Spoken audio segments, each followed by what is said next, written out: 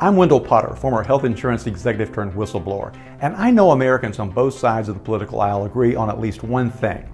They hate the revolving door in Washington. That's when people leave their jobs on Capitol Hill and the White House for much bigger paychecks in the swamp. And no revolving door spends as much in the swamp as it does in healthcare. I want you to meet some folks who really know how to use that door. Let's start with Mark Merritt.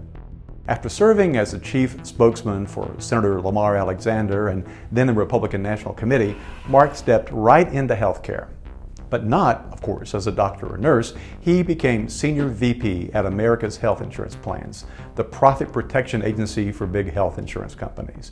From there, Mark became a Senior VP at Pharma, the outfit that represents pharmaceutical corporations. And then he became the president of the PR and lobbying group that protects the profits of pharma middlemen like CVS and Express Scripts. Mark's not alone. Lauren Crawford Shaver was once a leader in President Obama's Department of Health and Human Services after the Affordable Care Act was passed, and then in Hillary Clinton's presidential campaign.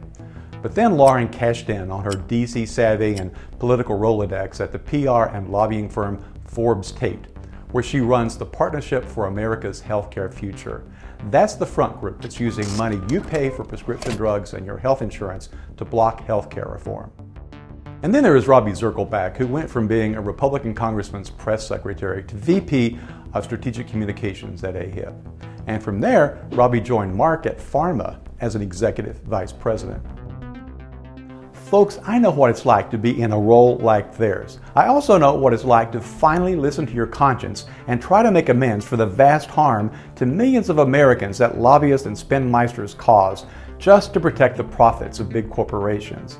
Mark, Lauren, and Robbie, I invite you to join us at the Center for Health and Democracy to help fight for the change American families need.